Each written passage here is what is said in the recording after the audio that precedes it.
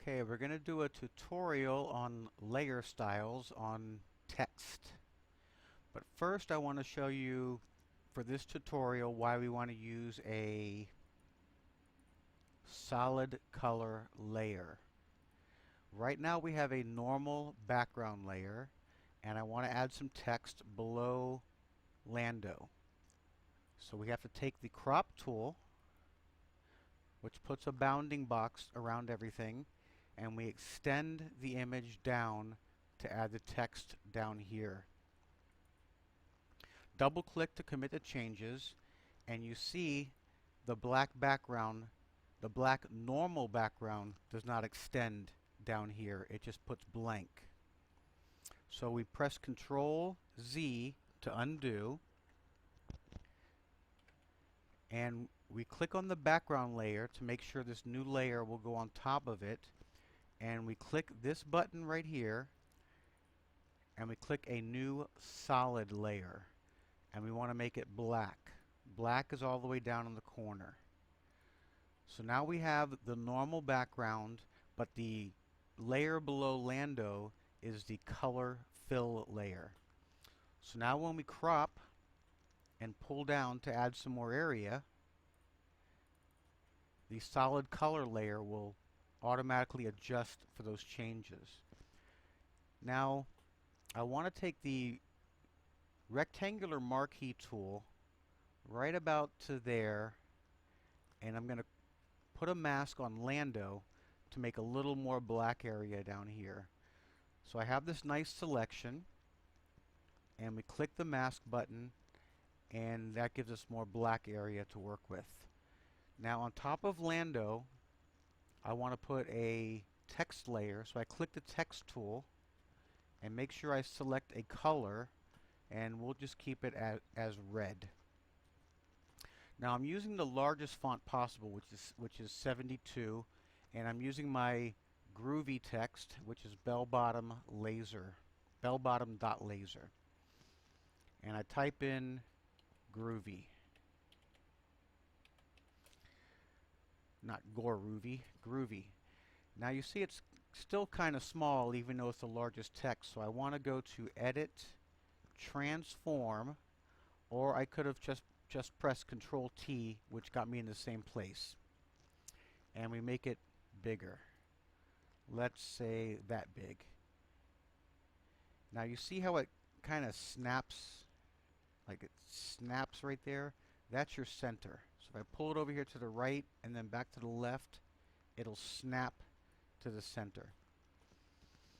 Alright, on a layer there's three different areas that you can click on. If you click on the T, that'll get you back into edit mode to edit the text.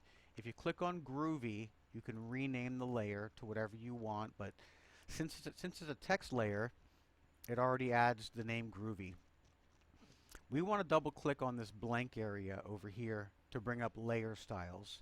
So I double click and that brings up your layer styles. I'll go through these all one by one, and we'll start off with bevel and emboss, but I'm mainly just going to show bevel. And as you see, when I click it, it already applies a bevel. I'm going to zoom in a little bit by Control plus and spacebar to move. This way we can see the text a little better. So this is an inner bevel.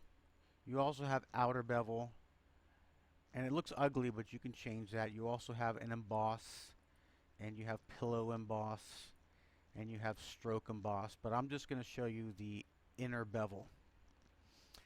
This first button right here, which is set to 272, is your depth. That's how deep the emboss is. So if we put it to the left and make it less deep, it just makes it less deep. And if you put it to the right, it makes it deeper. So we'll just pick right about there. And the size is the size of the beveling. If you turn it down, the beveling becomes smaller. You may want it like that. You may want it bigger. So we'll keep it pretty big. And this is your soften. Right now it's almost maxed out on soften, and that's probably where we'll go. But when I turn it to the left, you'll see these lines get really, really hard. Watch, I'm turning it to the left, and you can see they're getting harder, and now they're pretty damn hard. I mean, you may want that effect, you may not. You may want something in between, but I'll just keep it right about there. And I'm not going to get into the angle right now. Well, actually I will. It's set to 103, but you can change that, and that'll really mess things up. But you can mess with that all you want. I'll turn it back to 111, which is close to where we were. And as far as all of these contours, I'm not going to show you that because there's a lot to show you, and that'll take up too much time. But this is your screen mode, and screen mode is generally your highlights. You can change the color of that by clicking on the color thing. And we can make it, let's say, green. Well, it's not getting too green because it's mixing with the red, so it comes out to more of a yellow. Or we can make it yellow, and that'll give you more of a yellow. You can make it more of a fuchsia color. But for this tutorial, let's just keep it as white and black. You also have your multiply layer, which puts your darkness. So we'll uncheck that, and we'll move on to stroke. Now stroke just puts a outline on it, and you can change the size of the outline, make it bigger, make it as small as 1 pixel. We'll just keep it right about there. And you can also change the color of that, so you can make it that color, or you can make it orange, that color. We'll just keep it at a teal color. And you can do the opacity, which makes it lighter or brighter. I'm sorry, lighter or darker. And as you can see, this only affects the stroke. It doesn't affect the red. So we'll uncheck that, and this is an inner shadow. What it does, it puts a shadow coming from a particular side. So we'll click on that, and you see it's kind of messed up looking, but you can't really see it well because of the black background. So what I'll do, I'll just commit these changes, and we'll go back to our color fill layer. This is another reason you want to use color fill layers. And you double click on it, and you can make it a different color. You can make it whatever color you want. Let's see, we'll make it kind of a, there we go, that looks pretty good. Now we can see the shadow, the inner shadow, a lot better. It shows up a lot better. Now to get back into your layer styles, you can double click here like you did before, or you can double click on the inner shadow. Just to show you another thing is, if right now you wanted to take off the inner shadow, you can do that by clicking on the eyeball. You put it on, put it off. So we'll double click on that to get back into the layer styles to edit it. And there we have the shadow, and it's coming from the right. This little line here indicates that it's coming from the right. Move it here, and the shadow comes from the top. Move it here, and it comes from the bottom. You can see the shadow is coming from the bottom. Distance is exactly what it means, the distance that it comes. So we'll keep it right about there. And this is your choke. Your choke is how much feathering there is. I don't know if you can see, but this goes from a dark and feathers into a more of a gray. It's a feathered choke. Now if we move it to the right, you'll see that feathered choke goes away, and it becomes very, very hard. It becomes a hard shadow. Maybe you like that effect right there. I don't know, but we're just going to use a no choke. We're going to use very feathered, and the size is the size of that feathering. So you can make it like that, so it looks more.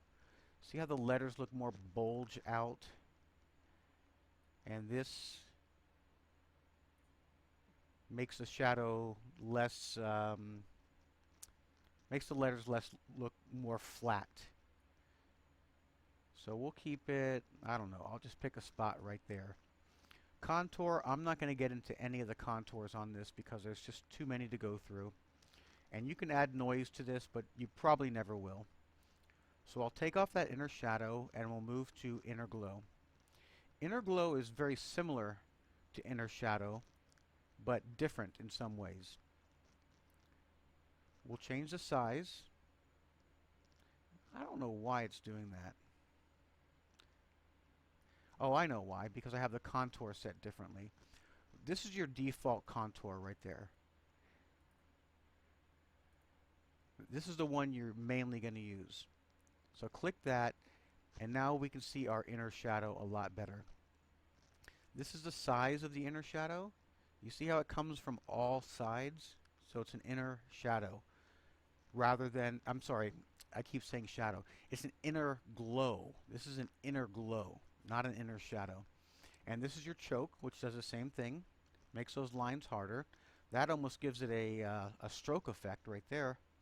But we'll keep that down, and we'll make that shadow like that. Keep saying shadow. That glow like that. And we can turn the opacity down, which gives it more of an effect of being rounded. Right about there looks pretty cool. You can mess around with it however you want. If you want to change the color of that, anytime you see these little boxes with a color thing on it, you can change that to, let's just say, teal. That doesn't show up very well. Or yellow, which doesn't show up very well. It's not showing up very well because of the opacity. Now that we put the opacity up, that yellow inner glow will show up a lot better. Now we change it to green, but we're just going to use black for this example, which is what you'll mostly use, but knowing you groovy guys, that could be any color. And you have range and jitter. I'm not going to get into this stuff. You can mess around with that later. So now we take that off, and satin, you'll probably not use it. It adds kind of, I don't know, it adds kind of broken up color look to it. You have different contours and distances. I hardly ever use this, but you can mess around with it all you want. Color overlay, suppose you want to make the text a different color. Well, by adding blue, we can make it blue. And if you turn that down, the blue will mix with the red to make purple. So you can kind of make a different color. Or you can go into here and actually pick a purple color and make it whatever purple color you want. So that's your color overlay, and you can change the opacity as I showed you to make it whatever you want, and your blend mode, but we're not going to go into blend modes right now. You also have a gradient overlay, which is pretty cool. That's a pretty cool gradient. To select your gradient, right now it's set to hard light. We could set it to normal. Setting it to normal will bring only those colors that's in the gradient onto there. Hard light will mix those colors with the red. So we'll just put it on normal because I don't want to get into blending modes. But you want this maybe to set to 90 because that's, oops, sorry. To get back into editing mode, you click on gradient overlay. Let's go back again. You can change the angle of it all you want. That's right to left, going from blue to yellow, blue to yellow, blue to yellow. And you can change it this way, which goes blue to yellow that way. Or you can make it upside down. And this is minus 90 to make it upside down. But we'll just go back to 90. And you have a scale. Scale will make this larger or smaller, and you'll see in just a second. This makes it smaller, and this makes it larger. Generally speaking, you'll want to work at 100. And you can also do your opacity on that to make it less apparent or more apparent, however you want to use your gradient overlay. And we'll use pattern overlay, but you probably won't use this too much. There's some built-in patterns, or you can make your own patterns. I don't use this that often. Here's your patterns right here. I believe this one I made for some Photoshop, and I believe this one is a built-in Photoshop pattern, as is this one. Gives it kind of a, I don't know, a burlap, and this looks kind of a cloudy, funky thing.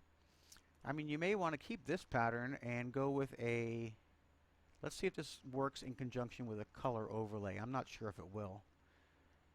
We'll put the color overlay and we'll put that down. Yeah, that makes a nice effect. So you can combine them like that. Combine the patterns and the color overlay to make a groovy pattern overlay. So we'll come off of pattern overlay and we'll go into outer glow. Outer glow is the opposite of inner glow. Inner glow put a glow inside the text. This will put a glow on the outside of the text. So we click on outer glow, and we'll put this on normal and keep the noise down to nothing. And this is your spread. Your spread is the feathering. The less spread, the more feathered the outer glow is. More spread, it's less feathered. So we'll keep it right there for now. And that looks like a pretty good outer glow. That's what an outer glow should look like it's on the outside. And you can actually turn this all the way up and make it look kind of like a stroke if you want. But kind of that's what it is. It's kind of a soft stroke, if you remember the stroke we just did. And you can change the color of that to whatever you want. We'll just pick a yellow color, and there's your yellow outer glow. And a drop shadow is just what it sounds like. This is a drop shadow. So this is putting a yellow drop shadow. And I've seen you do some groovy text before where you put text underneath the text. This is pretty much what you want. You can change the angle of it. So now the text is coming from this direction over to here. And if you do it on the opposite side, it comes from this direction over to here, or you can put it on the bottom coming to the top, which looks pretty bad, or you can just type in 90 and go back to the top. I don't know, I'm just going to pick my favorite angle, which is about there. And you have a distance, which gives you the distance. That's almost a stroke right there. I'll have it a little more to the side. I like it a little more to the side. And you can do a spread, which makes it more feathered or less feathered. And you can do the size. But let's do a drop shadow with black, how it normally is used. This is a normal drop shadow. You've probably seen this effect 1,000 times. And this is how it's mainly used. But you can use it as that color thing to get that duplicate text. Anyway, that's a quick rundown of all the layer styles. We can click back on the bevel and emboss. Let's make it a little nicer. We'll put a yellow color, and we'll add the inner shadow and ooh, color overlay. I like that color. So you can mix and match these and you know, make up some nice combinations to get some pretty cool text. And that's about it.